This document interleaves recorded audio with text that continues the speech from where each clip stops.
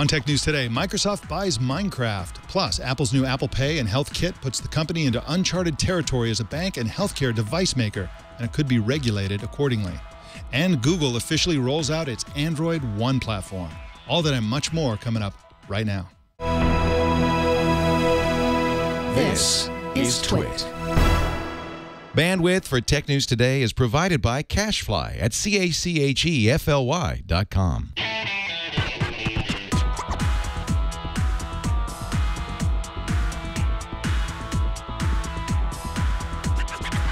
This is Tech News Today for Monday, September 15th, 2014.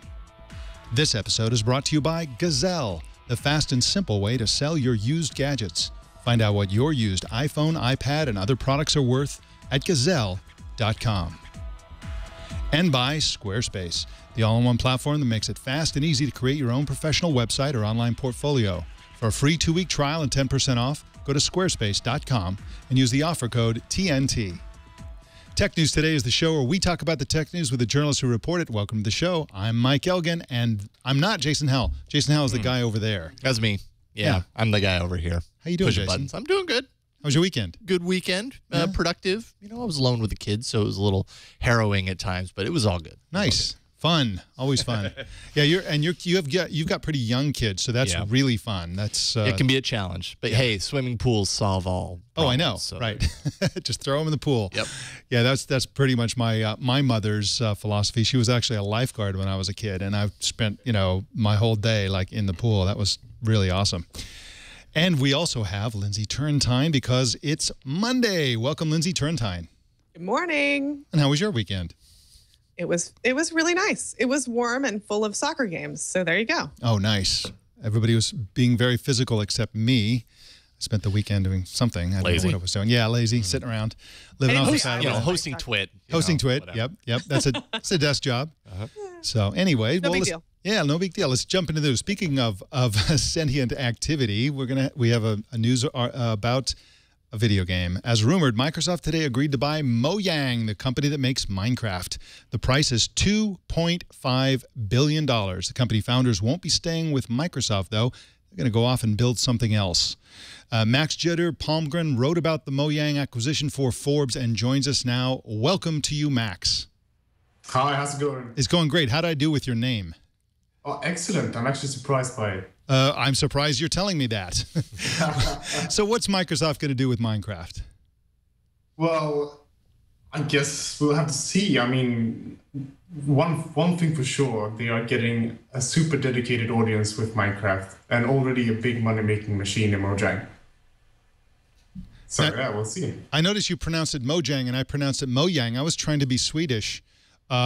Which do you prefer? Probably more right. Well, Mojang comes from Mojang, which means little thing, actually. So if you want to be real cool, you'll say it Mojang.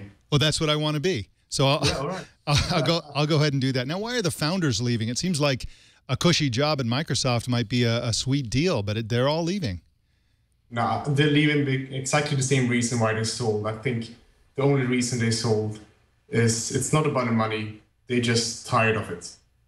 They were not in it for the money. They were not in it for the fame. These are hardcore game developers, and they want to spend time creating small-time games, and that's what they want to do. And that's not what they're going to be able to do at Microsoft. My kids are like all children their age, they spend most of their free time playing Minecraft, and they're hugely dedicated to it. Do you think that this is going to help PR for Microsoft over the very long term, that there's going to be a much warmer feeling about Microsoft because it's associated with Minecraft? Well, I think it is. I mean, Minecraft has some very hardcore fans, and some of them might be very disappointed today and they might be leaving. But the vast majority, as you say, who plays this are kids, and they just love the game. And the kids and their parents have no idea who leaves today or whose hands it is in. So, of course, this is a great thing for Microsoft. I think so, yeah. My kids, actually, they know who Notch is, and they talk about him. They talk about him all the time, which is really interesting. He's a character in Minecraft to them. So they might be a little bit disappointed, but I'm sure they would never stop playing. Well, Notch is actually all of a sudden the hottest game developer in the world in terms of what his next move is, because, of course, he's going to go off and do something else, which probably means building another game of some kind, I would guess. I mean, he seems really passionate about it, and you know, as we learned, he said he's, quote, tired of answering to Minecraft fans, according to the Wall Street Journal. Yeah, it sounds like he's just burned out from the fame, and it sounds like he wanted originally to build a small little community of passionate people, not a gigantic community of passionate people. Big communities of passionate people are a real pain in the neck, and so you know, we're curious to see what he's going to do next. What do you think he's going to do next? Is he going to create another open world game, or do you think, you know, he's going to do something entirely different? Well, and that's exactly what I think he will try to do. I mean, he hasn't really been involved in Minecraft development for a couple of years already. He's been trying to create this building on this game, which I've already forgotten the name of. It's but I'm sure you'll find it out there, which is like Minecraft, a big community built in the open space, so all about collaboration. The thing about Notch, which makes him this like super interesting guy to follow, is he's very open where he is, where he stands, and following his Twitter account is one of the most interesting guys on Twitter, and he's been very open with the troubles he's having being creative and what Mojang and Minecraft is, how that's affecting him and how development is going with this next game. So if you're very curious about what's happening next, I mean, just follow him on Twitter. That's like my best suggestion for all of you guys. Yeah, and he's a real character, and he's now an extremely wealthy character. He's getting a big chunk of change from Microsoft, and that is a good thing. Now he has the freedom to do pretty much whatever he wants to do, and he sounds like the kind of guy who likes to do whatever he wants to do. So we'll see what he does next, and we'll, of course, follow up on any news from Notch that comes down the lane. Max Jedeur-Palmgren is at Forbes.com, and you can follow him on Twitter at MAXJEDEUR. Thank you so much for joining us, Max. Thank you for having me. All right.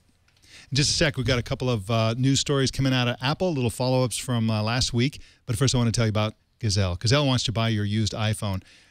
We've all got them lying around at some point. Any of us who've ever bought an iPhone and never got around to selling the old one or giving it away or whatever, we've got these things lying around, and they're worth a lot of money.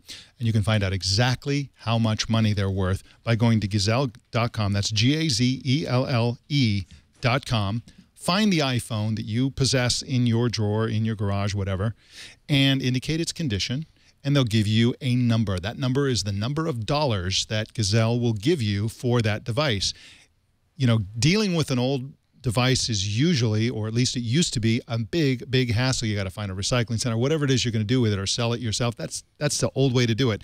Gazelle makes it super easy. That's, in my opinion, because I'm lazy, the very best thing about Gazelle. It's so easy to do. You just go through the process, see the price, click on the Get Paid button, and they'll send you a box. You put your phone in the box, and off it goes. They pay for all the shipping. They do all the labeling. You pretty much don't have to do anything other than put a phone in a box, close the box, and put it in the mailbox. That's all you have to do. And what Gazelle will do is they'll pay you fast by check, PayPal, or with the Amazon gift card option, they'll give you an extra 5%, which is really great. They'll even wipe the data on your device free. So if you've got any data or you're not really sure if you've got personal information on your phone, don't worry about it, because Gazelle will completely erase it so that nobody will ever be able to retrieve your personal information. Find out what your iPhone is worth. Take a minute and go to Gazelle.com to find out. Well, Lindsey, it's a really interesting sub-story from all the Apple announcements last week that Apple is now in a couple of new businesses. The first business that it's now in is the healthcare equipment business, and that's really an odd place for Apple to be. Yeah, this is pretty interesting. Apple is just getting its feet wet with some clinical trials, and they're very small clinical trials, but Reuters had an exclusive on 2 U.S. hospitals, one at Stanford and one at Duke, launching trials to demonstrate how Apple HealthKit will work or could work between patients and doctors. The trials target diabetics. The first one is at Stanford and targets children who have type 1 diabetes and do a lot of monitoring of their blood sugar. And the second is at Duke, and it targets people who are monitoring their blood pressure and their weight. So this is, these are small studies. I think the Stanford study has two patients working with them and their children. They're going home with iPod touches to monitor, to take information from their blood sugar testing and then feed it to their doctors. And Apple wants to see whether this smooths things out between doctors and patients. Well, it's funny that they're using children. My guess is that children who don't go to bars and therefore don't leave their Apple devices in bars, and therefore they're perfect people to send home with an Apple device that nobody's ever seen. It's really a fascinating thing, and of course, if Apple goes down this road where you can see the trend lines here, if this turns out to be a reliable piece of kit for medical measurements. For these particular uses, you can see them using it for additional uses, which means that Apple would then be eventually regulated as a medical device supplier, and all kinds of really great things will happen. One of the most fascinating to me is that right now a lot of diabetics and people who are on any kind of medical program often have to record by hand the details of their treatment, of their symptoms, whatever it is. And if you can really embrace a consumer device like the Apple Watch, then a lot of that becomes kind of automated, and you can remove a lot of error and uncertainty from the process. I mean, doctors have to rely on what patients tell them, and patients may not always be the most reliable indicators of what medications they're taking, what activities they're doing, what their measurements are in terms of biometric measurements. So this could actually, it sounds like kind of a flaky deal to use a consumer electronics device for medical uses, but in fact, it's probably the opposite. Well, I think what Apple is capitalizing on here is the fact that a lot of people already own these devices and are, they're willing to use them, and they do as a part of their everyday life. So if you can integrate that device into part of the regular communication between the doctor and the patient, then that smooths things out a little bit. Although I will say, I myself am type 1 diabetic. A lot of these technologies exist already. So some of this coverage makes it sound like this is the first time, doctors and patients have ever used technology to step in where previously people were having to write down things like blood sugars. The reality is I haven't written down my blood sugars for years. I have a blood monitor that I can just hand to my doctor and they download all the information, or I can download it onto my laptop and email it to them.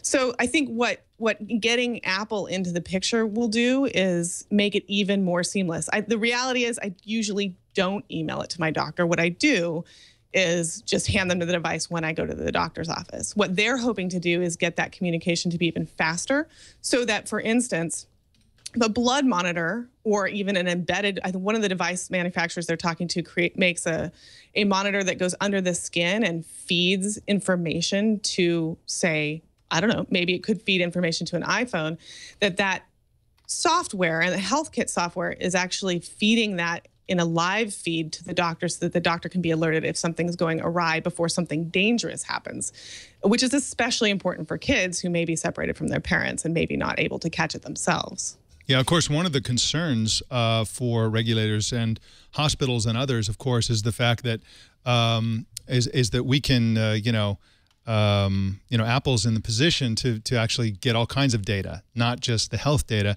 And the question is, are they going to grab location data? Are they going to grab other data?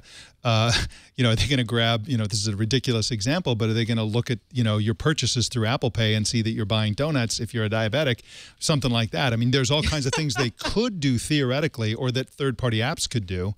And so, of course, the regulators are going to want to make sure that this is clamped down. I believe Jason is telling me that we do have an interview related to the story. The story was actually written by Christina Farr at Reuters.com, and Christina joins us now to talk about this. Thank you so much, Christina. Thanks for having me on. Yeah, I know that you are very busy today, and it was a great story. We really wanted to get you on for this story now. So can you just give us a quick summary of exactly what Apple is doing with these hospitals in terms of the trials? Absolutely. So Apple first announced HealthKit at WWDC in June. and since then has been making steady progress with just locking down partnerships in the health world. And last week at its big product launch event, Apple briefly discussed two partners at Duke University and Stanford Children's Hospital. So I called up my contacts there to find out a little bit more about those first two medical trials, and discovered that they both involve taking care of patients with chronic conditions like diabetes and allowing these patients to be able to go home and use Apple-enabled devices like an iPod Touch. And Apple can then give that data or share that data with the electronic health record, and the doctor can view it and make more proactive decisions about a patient's health and send alerts. So it's a very interesting idea, and we'll see in the coming months how these trials go. Christina, if these trials go well, do you think that the process will be relatively quick getting something like this through the FDA, where I assume the FDA would have to approve of any system that works with medical devices like blood monitors? Do you think Apple is ready and equipped to deal with that process and maybe even speed it up a little bit? Well, certainly Apple's in touch with FDA, and we know from just looking at public calendars that they've taken meetings with key officials. But the way that HealthKit works, it doesn't appear that it will be regulated by FDA.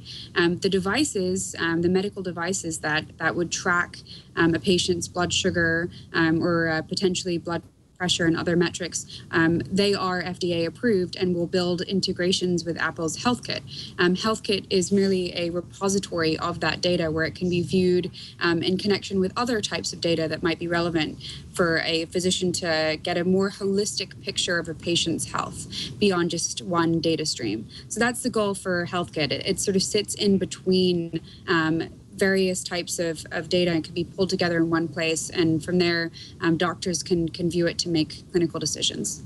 Now, do you, Christina, imagine a world in which research centers, hospitals and so on are creating their own apps to work on Apple Watch, number one? And number two, can you imagine a world in which Apple behaves like any other company within the medical industrial complex, as the New England Journal of Medicine calls it, and going and actually marketing the Apple Watch to doctors and sort of imploring them and bribing them, with their own Apple Watches to recommend these devices to patients as a sales mechanism, as the pharmaceutical companies do?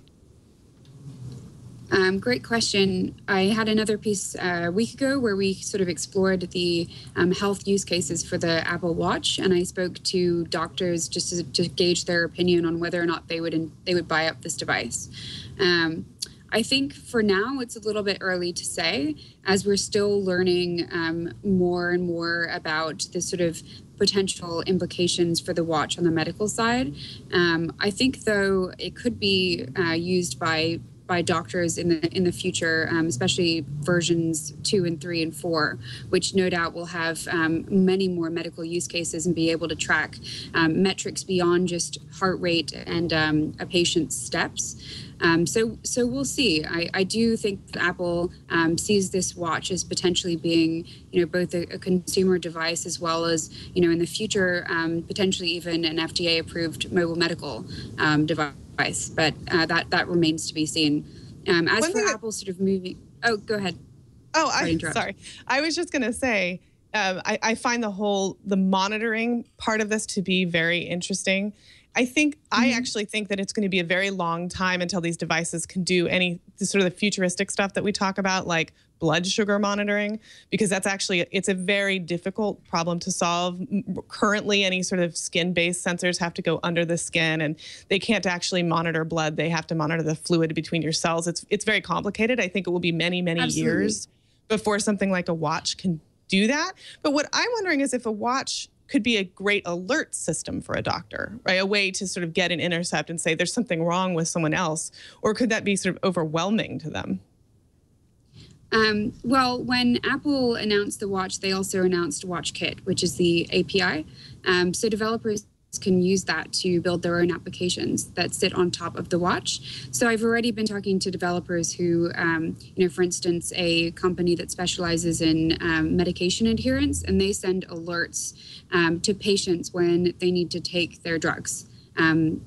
whether it's, just like a reminder of sorts that it's that time of day. So, you could imagine a consumer wearing the Apple Watch getting an alert saying, hey, reminder, take your medication.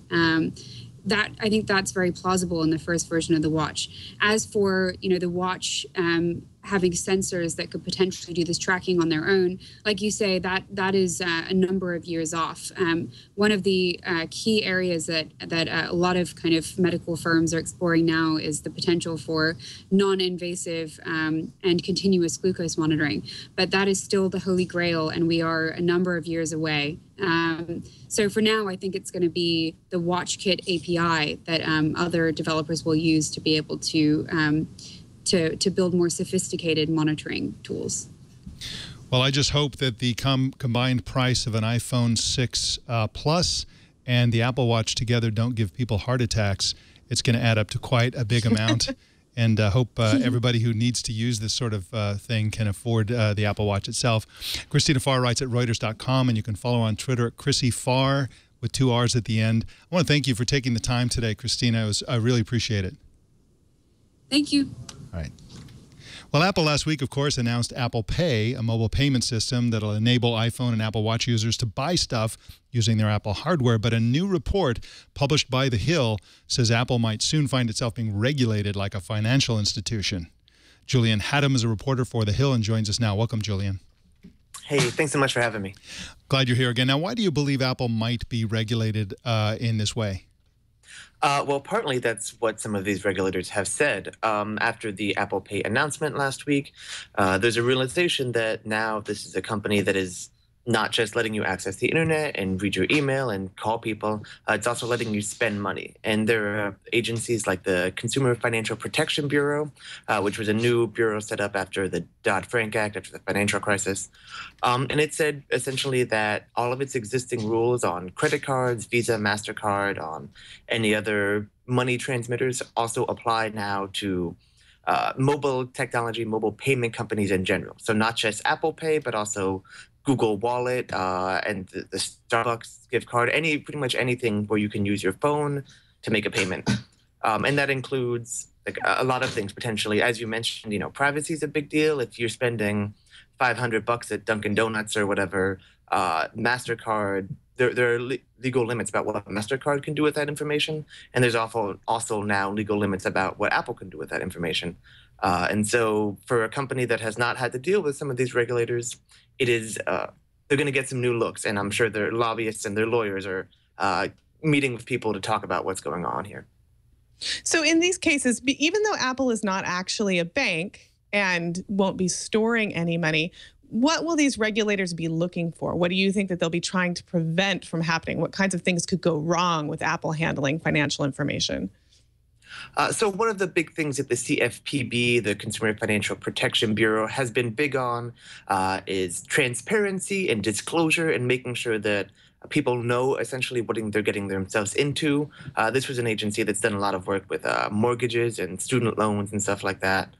So I'm sure there'll be a lot of focus on making sure that Apple's disclaimers are easy to read and not 500 pages of jargon that don't make any sense, and that it's basically clear to people when they will have to pay fines or fees, if they might have to pay fines or fees, and when they won't. Also, of course, privacy is a really big thing. As you mentioned, credit cards currently do not know where you are. They don't have access to your geolocation, as well as your email and all these other features. And it can be easy to see how that might raise new questions for these agencies, whether if you realize that you're right outside of a donut shop and you have spent a lot of money on donuts, it might be problematic if Apple gave you an alert, if your phone gave you an alert saying, hey, hint, hint, here's a donut shop. That could potentially violate some privacy restrictions. But really, I think what this highlights is that this is really, really a new area. And for the most part, regulators don't totally understand this zone, and they're just kind of slowly working their way into it. We saw a similar announcement earlier in this year with the Federal Trade Commission that Apple is required to give $32 or so million in refunds to people whose kids spent money on their Apple iTunes store with buying apps without their parents' permission. And so things like that are now it gets a lot bigger now when not only can you spend money at the Apple store, but you can also spend money at Starbucks and Target and all these restaurants and everything else. Well, thanks a lot, Julian. And now I'm craving donuts. Thanks for that. We learned recently that Apple will be taking 15 cents for every $100 spent through Apple Pay. And that's an interesting factoid. It's significantly less than I thought it would be. But how big of a change is Apple Pay for the payments industry? I mean, this industry has been slugging along for a while now.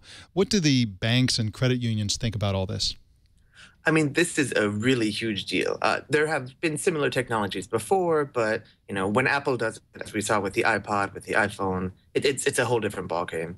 And I talked to people who said, we've been using credit cards for 40 years. We've been using credit cards, we've been using cash. Sometimes we've been using checks, but that's pretty much it.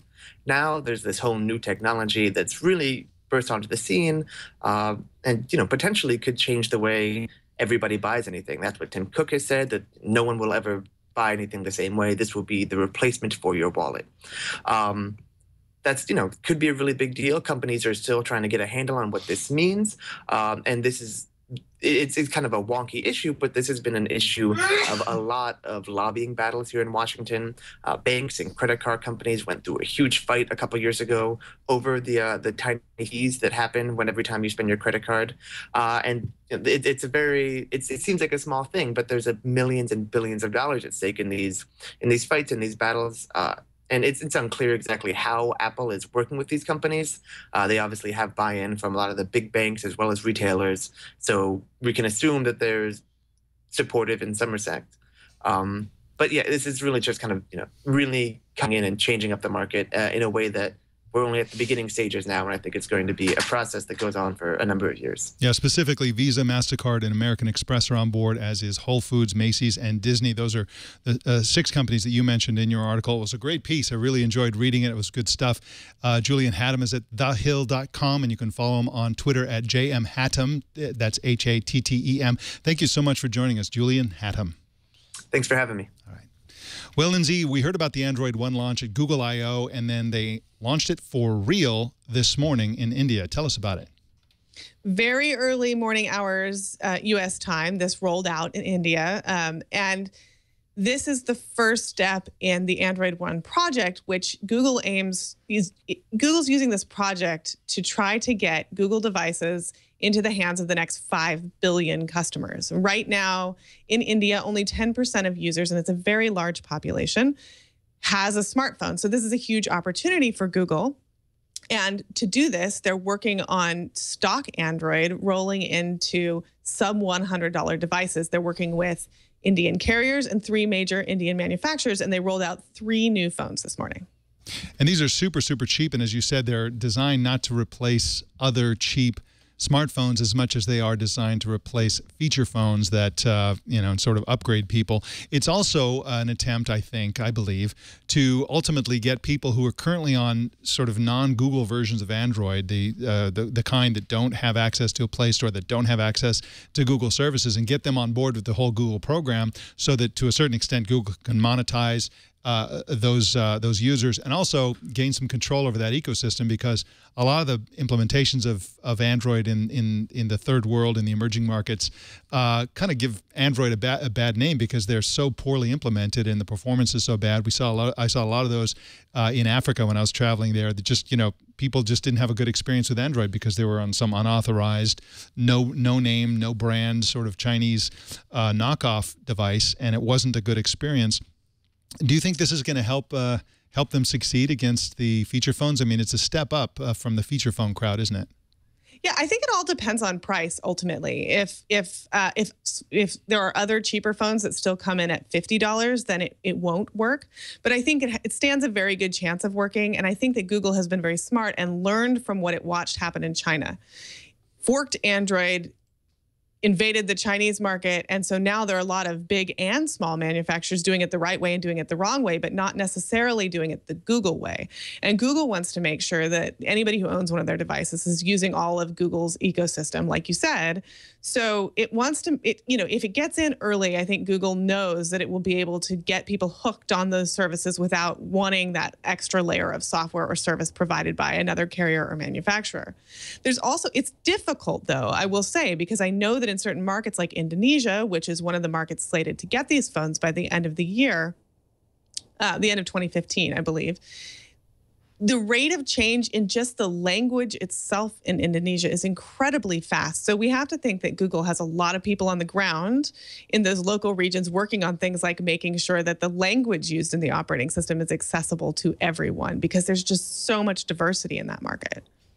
Has Google said how long they're providing updates for Android One? Is it like a standard like 2-year thing? And if so, I mean, could it be assumed that people in these markets are going to hold on to their phones for a lot longer, and then 2 years down the line, Google has this kind of PR issue where all of these phones aren't getting updates, and suddenly their numbers of current running, because I think that's another part of this, right, is that for the longest time Google has had because it's an open platform and anybody can do anything and create their own overlays, Google doesn't have control in the same way that Apple does. So then when it comes to updates to new versions, Google's really just kind of left waiting for a year for the current version to get 25% install on devices, and that's a big criticism. Now they suddenly take control and they say, well, actually, this huge market of devices, this next wave of devices are all under our control, so we're able to goose those numbers. But 2 years down the line, are those people like still holding on, expecting to hold on to those phones for 4 or 5 years, and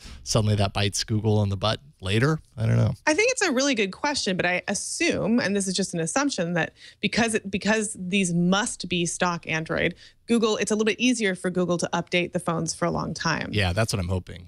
Yeah. The other problem they're going to have to deal with is just the fact that, okay, so they give everybody access to YouTube.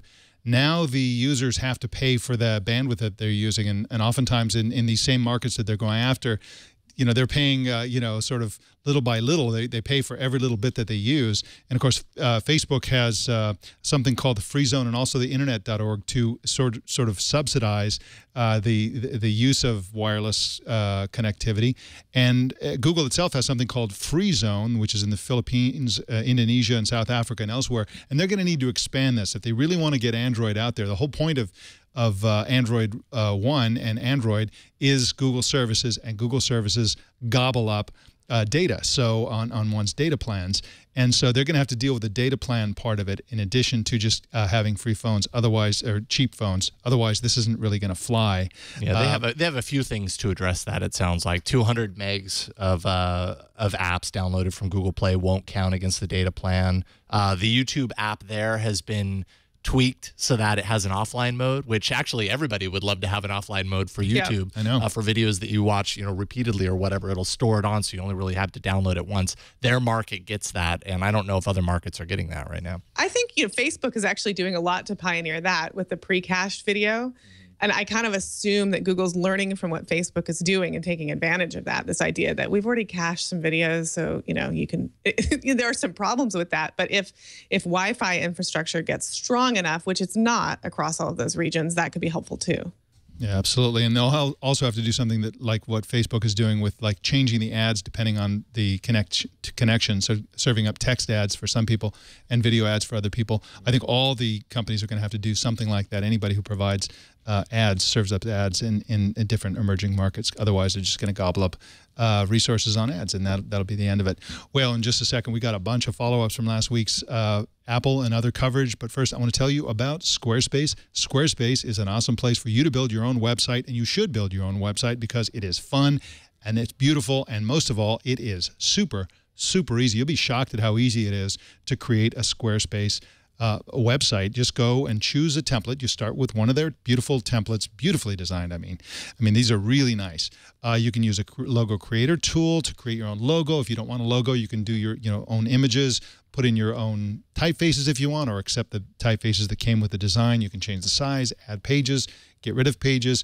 really super flexible. Add a blog to an existing website. The website might have 10 or 20 different pages with different features, but one of those can be a full featured blog, and then you can import your existing blog in there very easily so that all the posts you've ever posted on your old blog can be reflected with the new design on your new Squarespace blog. You can sell digital and physical goods using a single interface because of Squarespace's ability for you to sell things and raise money for your nonprofit or sell things or whatever. You can track customer activity using a marketing pixel or include an affiliate program tracking script. There's all these professional tools for selling things just like the big sites. You can even accept donations. Great for nonprofits, cash wedding registries. My own son is getting married in about a month, and he's using Squarespace for their registry. Really awesome stuff. School fund drives, whatever you need to do to raise money, Squarespace is the place to do it. And it starts at just $8 a month, and that includes a free domain name if you sign up for a year.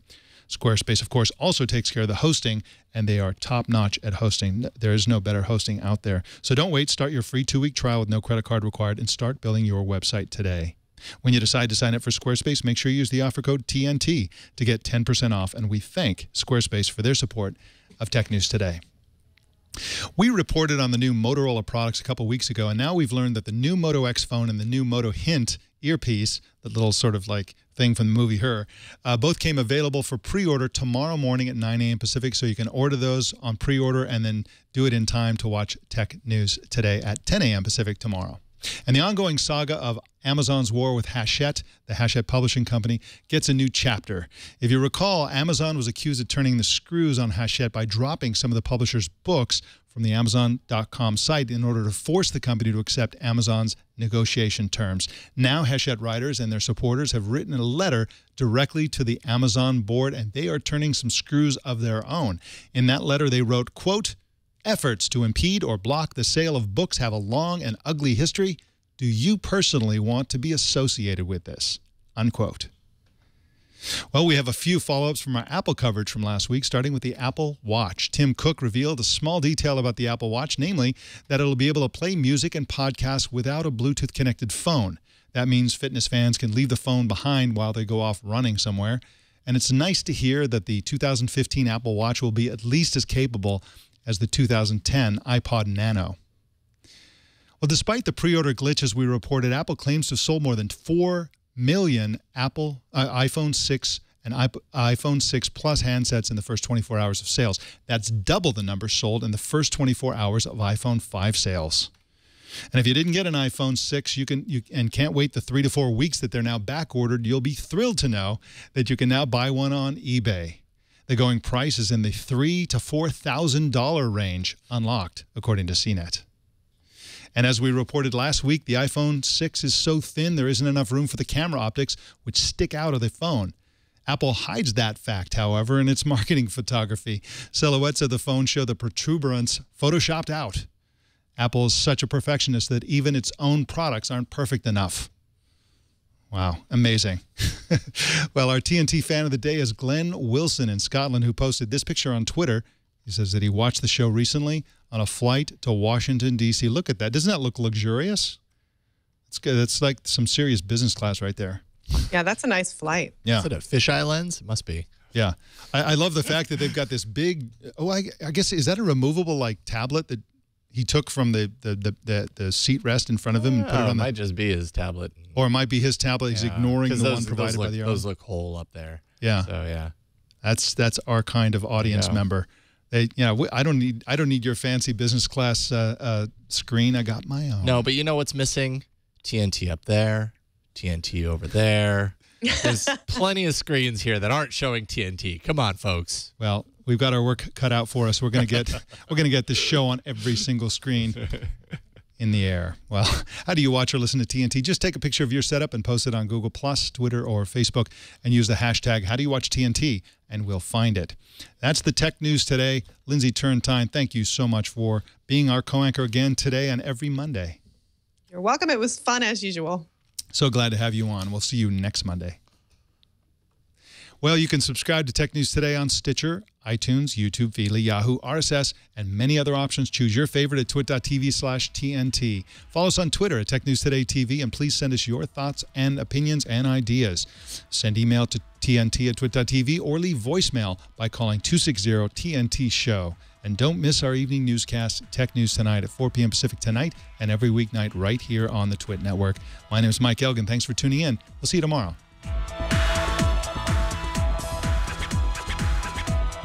Nice.